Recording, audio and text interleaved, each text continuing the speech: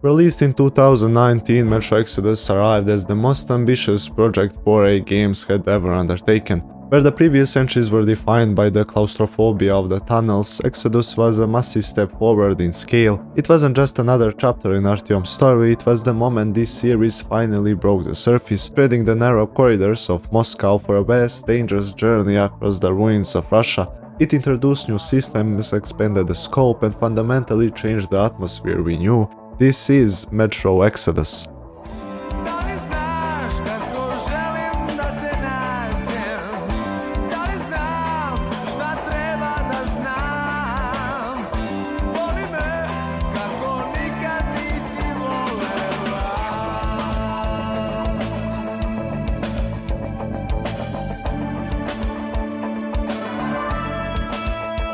Metro Exodus picks up roughly a year after the events of Last Light. Artyom is convinced that the Metro isn't the only place left with life, that there is something beyond Moscow worth finding. Nobody believes him, his father-in-law Miller, the leader of the Spartan Rangers, thinks he's delusional, and even his wife Anna begs him to stop going to the surface before the radiation kills him.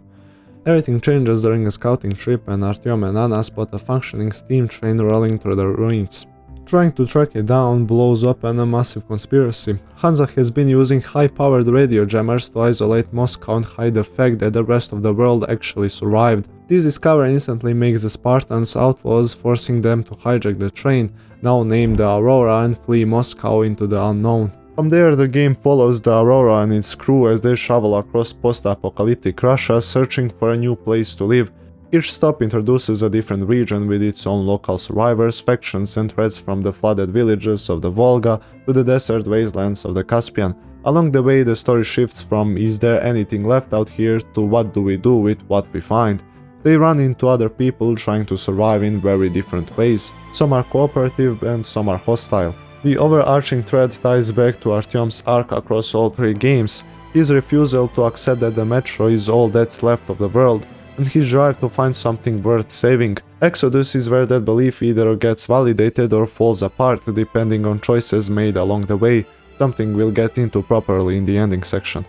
One of the main things that makes Metro Exodus stand out from the rest of the series is its semi-open world design. The maps change as you travel further and further from Moscow. This is the thing that made some people love Metro Exodus, or for others, this is the thing that made them not like it as much as previous entries. For me, I think this is better because, as developers said, it's not constantly one singular open world, it goes large, smaller, so you still have parts of the game where it's linear and it's more story focused, you just don't get stuck in one mode for the whole game. It keeps things from feeling repetitive, whether that's constant open world sprawl or constant claustrophobic corridors. The two main open areas are the Volga and the Caspian, and they couldn't be more different from each other. The Volga is snowy, full of islands and waterways. It still feels closest to classic Metro vibe despite the open structure. It's also where you meet the Humanimal, a new enemy that's more like a traditional zombie than anything from the earlier games. The Caspian, on the other hand, is a vast open desert, and it brings its own new threat: the snakes. They're not that noticeable for the most of the game, but they still like to bite from time to time. Between Volga and Caspian, the game slows down with Spring, the train chapter, and Yamantau, the base Miller believed would be safety for everyone. This is another smaller beat in the rhythm, more linear and story-driven, and it's heavy one narratively since it's built around Miller's hope that this whole journey has an endpoint. Whether that hope pays off is something again we'll get into properly later. This is actually one of my favorite chapters. I really like the atmosphere of this place. It feels forgotten and gritty and dirty. I don't know how to explain it, but when you get to it, you will feel it. It's a shame it's so short. After Caspian, the game moves into Taiga, and it's kind of in between the Volga and the Caspian vibe. It's smaller, way more linear, and it's much more story focused. After spending hours exploring open water or open desert, getting funneled back into a tighter, more scripted experience doesn't feel like a step down, it feels like a breather, and it lets the game deliver some of its best story moments without the pacing getting lost in a big map. Then there's Novosibirsk, which I wouldn't really say is open world, it's more of a back to the roots type of chapter. Instead of nature, you are dealing with urban and industrial ruins, a dead city instead of a dead wilderness. While the maps are now more open than they used to be, they still have the same amount of detail you'd expect from the Metro series. Every location is packed with environmental storytelling, abandoned settlements, and signs of what happened to the people who used to live there, which raises the obvious question: who's actually left? In Metro 2033 and Last Light, factions like the Red Line, Fourth Reich and Hansa are a big part of the game. You constantly run into them and have to interact with them in some way. But in Metro Exodus almost all of the old factions are gone. The Red Line and the Fourth Reich aren't even physically in the game, and Hansa and Spartans have a section at the start of the game when you find out the conspiracy Hansa run to lie to people that only survivors are in Moscow and we steal the Aurora from them. Other than that short section, we never hear about them again. Instead of the factions, Metro Exodus has regional groups, and there are 5 of them.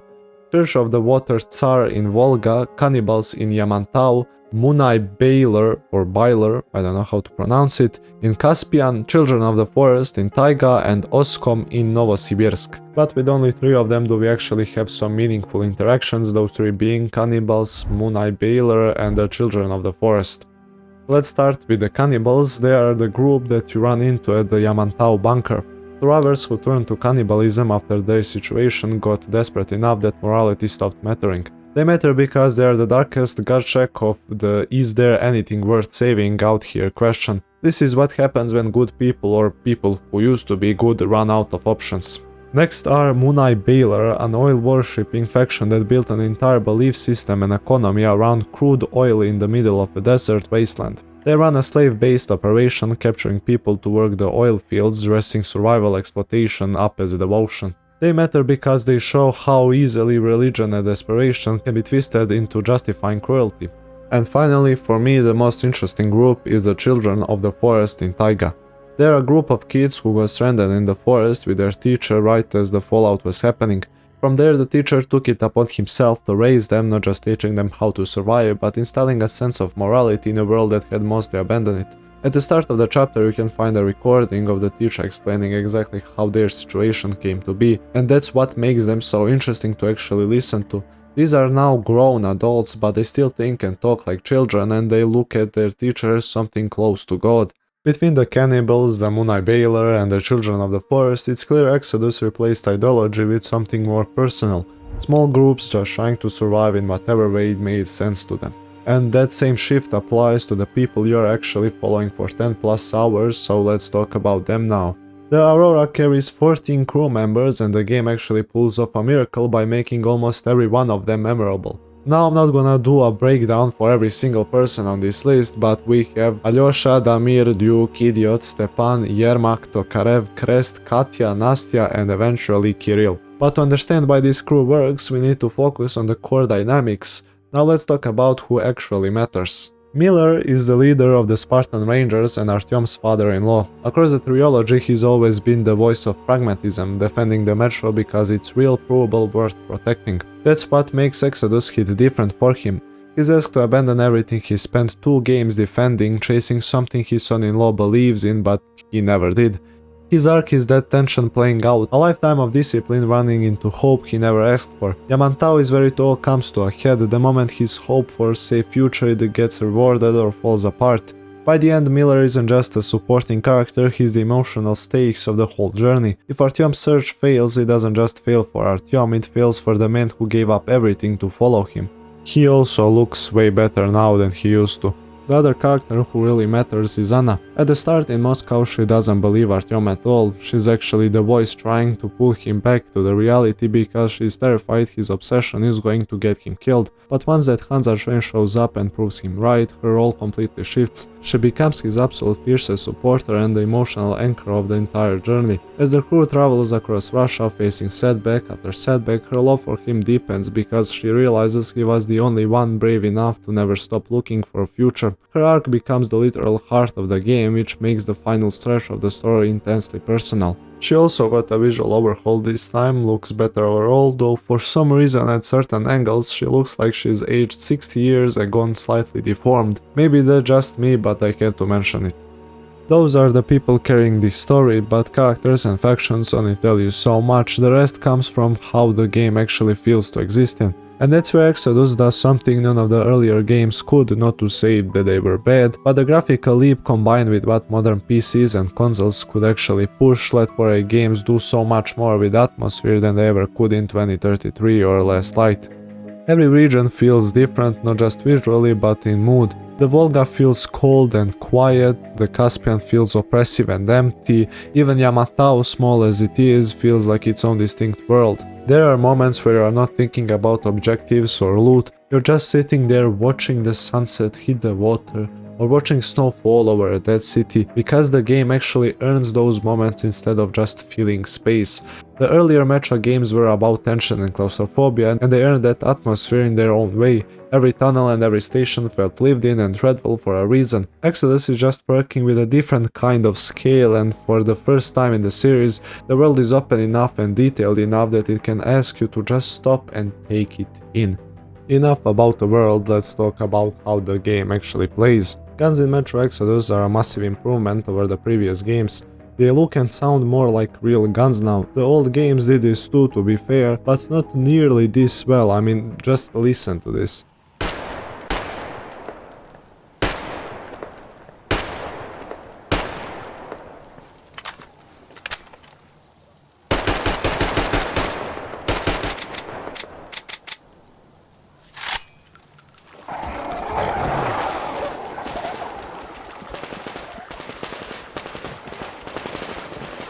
The little echo on each shot, the way distant gunfire sounds muffled instead of just quieter, the cocking sounds actually sounding mechanical instead of some generic effect they slapped on every weapon. It's genuinely satisfying just to listen to. It's actually one of the reasons Yamantau is one of my favorite chapters. There's a lot of shooting there and the environment already looks like an actual war happened in it, so the sound design and the atmosphere end up reinforcing each other perfectly.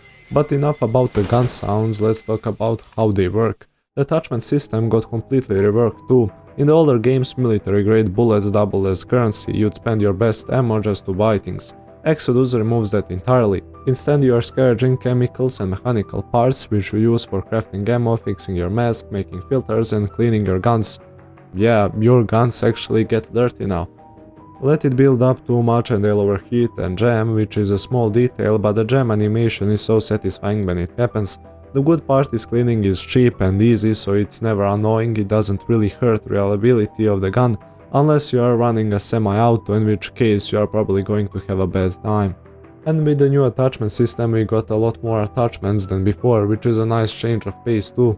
It's not just sights and mags anymore, you'll find things like different stocks, handles and grips scattered around the map itself, sitting in random buildings or hidden in corners, so part of the fun is just exploring and hoping you stumble onto something that actually upgrades your loadout. It makes scavenging feel worth a while in a way the older games never really had, since you are not just hunting for ammo and crafting parts, you are hunting for gear too. And this is where the workbench comes in, because it basically replaces the shop from the older games. Instead of walking up to a vendor and buying whatever they happen to have in stock, you sit down at the workbench, either on the Aurora or scattered out in the world. And that's where you actually build and modify your guns. You attach whatever parts you found, craft ammo and filters, clean your weapons all in one place. It fits the survival theme of the series a lot better than a guy standing behind a counter ever did. You're also not stuck waiting until you find a workbench every time you want to switch something up.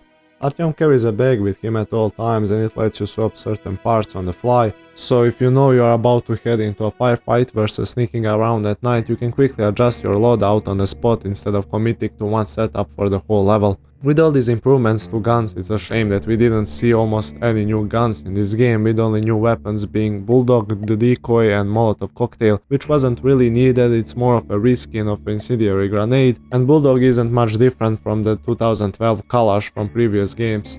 New guns or not, everything else about how this game plays, the sound, the crafting, the attachments, shows just how much 4A was willing to rebuild from scratch, which makes one decision stand out even more, because it's the one thing they left out completely untouched. And it's Artyom not talking. It's one of the only real problems I have with this game. In the older games, sure, there was a lot of dialogue, but it wasn't really written in a way that needed a response from Artyom. It worked around his silence. Exodus doesn't really work around it the same way. Every character gets 10 plus minutes of dialogue, full conversations, banter, arguments, and Artyom just sits through it all. Characters sometimes even acknowledge his silence directly, which almost makes it worse, because now the game's pointing at the thing that doesn't quite work. It makes some of these scenes drag and feel like an eternity. Characters just talking on and on with nothing coming back from Artyom. When there are clear moments, the game would benefit from him actually responding. The clearest example, there are stretches where you are out exploring, the Aurora tries to radio you, and Artyom just can't answer. They have no way of knowing if you are even still alive. But I get why they kept it. Changing it this late in the series would have been a massive shift, and there's also the classic reasoning behind silent protagonists. They want you to become Artyom, to feel it how you'd respond yourself instead of having it decided for you. It's a fair design philosophy, I just think Exodus is dialogue heavy enough now that it's starting to work against that philosophy instead of for it. But whether Artyom talks or not, this whole trilogy was always building toward one question: does he find what he is looking for or does he not? And Exodus is where that question finally gets answered. Same as previous two games, Metro Exodus also has two different endings, good and bad ending. Even though I got the bad ending on my first try, it was because I didn't even know there were different endings. But on my second try and all of my other tries, I got the good ending. Because in this game, in order to get the good ending, you are not forced to listen to what other people you don't even know have to say in conversations you are not even a part of, which is amazing. So let's talk about what these endings actually are. First, the bad ending. Near the end of the game, you and Miller head into deadly ruins of Novosibirsk to find medicine for Anna. After splitting up, Miller finds you barely alive, completely cooked by radiation. He isn't in much better shape himself, but he makes the ultimate choice. He uses his final dose of anti-radiation medicine on Artyom, knowingly sacrificing his own life so his son-in-law can make it out. Miller dies at the wheel during the drive back.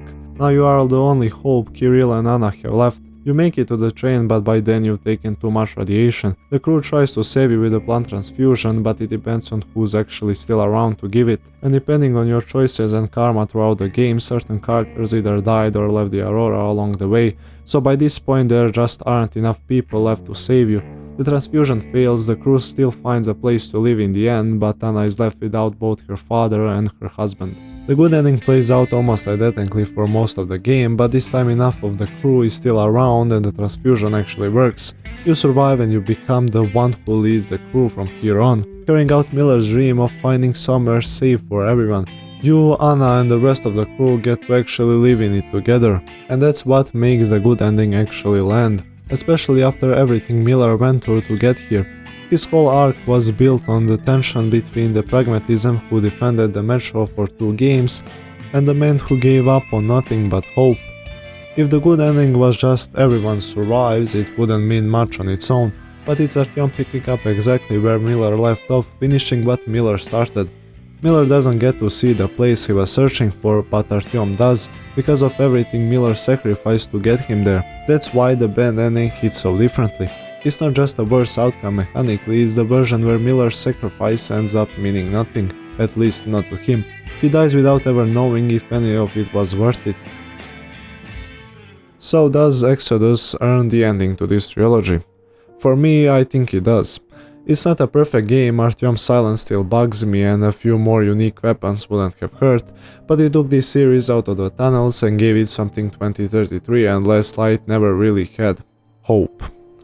And that wraps up my trilogy on the Metro series. This video took a massive amount of hours to script, capture and edit, so if you enjoyed this journey across Russia, I would really appreciate if you considered liking the video and subscribing to the channel. Let me know in the comments which Metro game is your favorite, and thank you again for watching, and I'll see you in the next one.